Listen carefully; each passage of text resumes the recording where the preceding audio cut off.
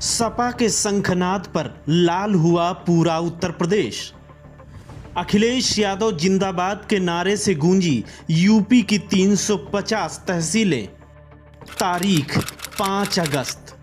मौका जनेश्वर मिश्र की जयंती। जगह उत्तर प्रदेश। आज उनका जन्मदिन था और वो ऐसे समाजवादी थे कि उन्होंने इस देश में हमेशा अन्याय के खिलाफ, भ्रष्टाचार के खिलाफ, महंगाई के खिलाफ हमेशा उन्होंने लड़ाई लड़ने का काम किया था। और इतना ही नहीं, समाजवादी विचारधारा का मकसद ये है कि लोग जनता के लिए काम करें। और वही एक कारण रहा कि पूरी ज़िंदगी जनेश्वर मिश्रा जी अपना निजी मकान इस देश में कहीं नहीं बना पाए थे। उन्होंने या तो किराए के मकान में या सरकारी मकान में पूरा ज़िंदगी यापन करने का काम किया था। और इस तरह के समाजवादी सोच रखने वाले व्यक्ति का आज जन्मदिन है।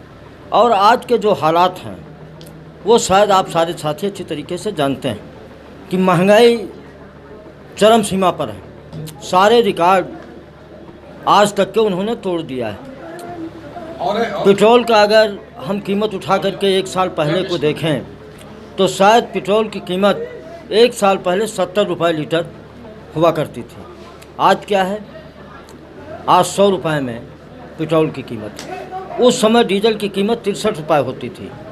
एक साल पहले, बहुत पुराने उसमें नहीं जाना चाहता हूँ, नहीं तो 50 रुपये के अंदर आ जाओगे। 5 साल पहले, एक साल पहले 63 रुपये में पेट्रोल हुआ करता, डीजल हुआ करता था। आज उसकी कीमत 90 रुपये से ऊपर।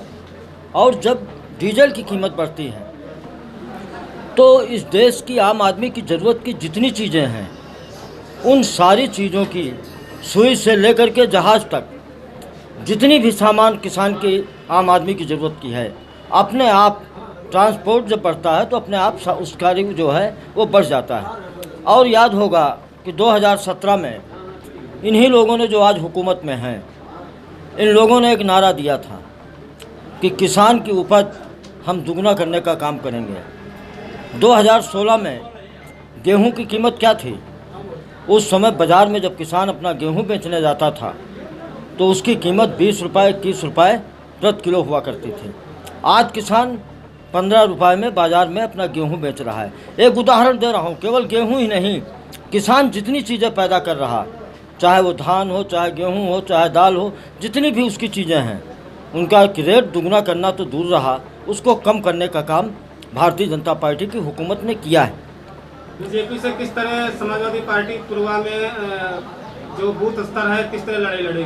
पूर्वा में बूथ स्तर पे बीजेपी नहीं है, एक दलालों का, एक उसको हम कहिए दलालों का एक ग्रुप है कि वो सुबह जो है, आपको कहीं भारतीय जनता पार्टी का कोई कार्यकर्ता नज़र आता है? आप पूर्वा में रहते हो, पूर्वा में जो भारतीय जनता पार्टी को अपने को नेता कहते हैं, ज़रा उठ करके सुबह देखो कि शायद 8 बजे आपका इंस्पेक्टर नहीं जगता होगा, थाने पहुंच जाते हैं।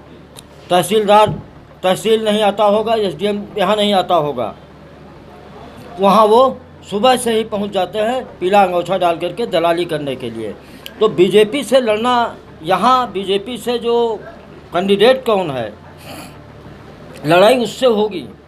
इसलिए लड़ाई यहाँ कोई नहीं होगी कि जो प्रत्याशी जिनको पिछली बार लोगों ने 2017 में जिताया था, बहुत वादे किए थे, 11,000, 21,000, 51,000, लोगों ने एक सपना देखा था कि अगर ये विधायक बना दूं तो शायद ये हमारा घर रुपयों से भर देंगे। लेकिन हुआ उल्टा। 4.5 साल के अंदर, हो सकता चुनाव नज़दीक आ रहा, जाने लगे हों, 4.5 साल के अंदर कहीं बड़ी से बड़ी घटना हुई होगी। शायद उस घटना में उस व्यक्ति के, गरीब के दरवाजे जाने की ज़रूरत नहीं समझा होगा। विकास के नाम पर आप लोग खुद घूमते होंगे।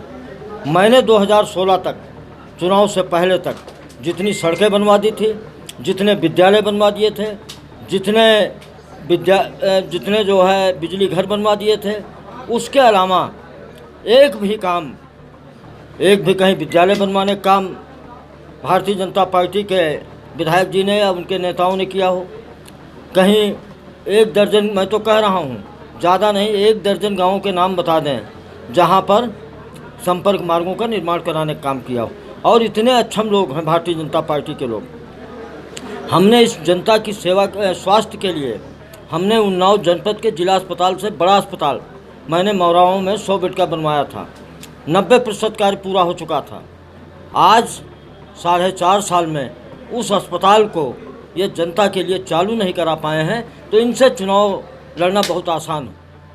कई दिन से चुनाव लड़ना, चूँकि मेरे पास हमारे दल के हमारे लोग हर बूथ पे मजबूत हैं, और उसका आप लोग स्वयं हर कार्यक्रम में देख लेते होंगे कि शायद कोई बूथ ऐसा नहीं होगा जहां से लोग ना आते हों।